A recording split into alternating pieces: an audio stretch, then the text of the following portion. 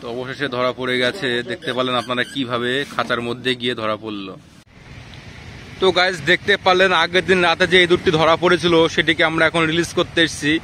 মানে প্রকৃতির জিনিস আমরা প্রকৃতিতে ছেড়ে দেবো, আমাদের মারার কোনো উদ্দেশ্য ছিল না ইঁদুরটিকে, এবং ইঁদুরটিকে আমরা কখনো মারবও না। তো দেখুন এই প্রাকৃতিক পরিবেশে আমরা এই ইঁদুরটিকে এখন রিলিজ করে দেবো বা ছেড়ে দেবো। দেখুন প্রকৃতির জিনিসকে মারার ক্ষমতা আমাদের দেয়নি ভগবান, এবং কখনো দেবেও না। কোনো জীবকে আমরা হত্যা করতে পারি না। দেখুন এই প্রকৃতির জিনিস আমরা প্রকৃতিকেই ছেড়ে দেবো।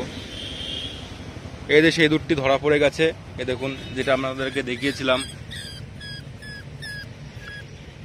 মানে প্রত্যেকটা জীবেরই বাঁচার একটা অধিকার থাকে, তো আমাদের মারার কখনো ক্ষমতা হয় না বা কখনো মারতে আমরা পারবো না এটাকে মারতে। দেখুন সেই ইঁদুরটি ধরা পড়ে গেছে, এ আমার অনেক ক্ষতি করেছে, কিন্তু একে আমরা মেরে ফেলবো না, একে ধরে রেখেছি জাস্ট। একে দেখুন সুন্দর এই বাগানে আমরা একে ছেড়ে দেবো। এই ঘন জঙ্গলে কোনো একটা গাছে উঠে হয়তো বসবাস করবে, আবার নতুন করে শুরু করবে, কিন্তু আমরা একে কখনো মারার চেষ্টা করব না বা মারবও না। জাস্ট একে ধরা হয়েছিল রাতে ফাঁদে ফেলে, কিন্তু এটাকে আমরা জঙ্গলে ছেড়ে দিতে এসেছি। দেখুন আর সুন্দর প্রাকৃতিক পরিবেশে এদিকে নদী বয়ে গেছে, দেখুন সুন্দরভাবে কত সুন্দর জলের স্রোতটা বইছে দেখুন ওইদিকে। এই প্রাকৃতিক পরিবেশে একে ছেড়ে দেবো, একে আমরা মারবো না কিন্তু।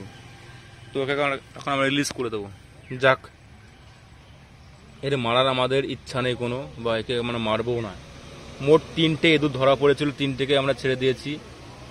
তো এটাকেও আমরা ছেড়ে দেবো, এটা আমরা কখনো মারি না। যদিও গণেশের বাহন, এটা আমাকে অন্যায় করলেও কিন্তু একে আমরা কোনো ক্ষতি করবো না। যাও, তোমাকে ছেড়ে দিলাম,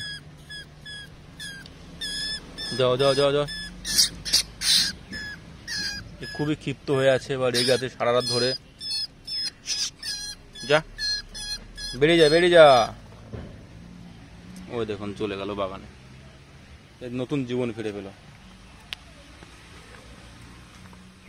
হয়তো কোথাও গিয়ে বাসা করবে।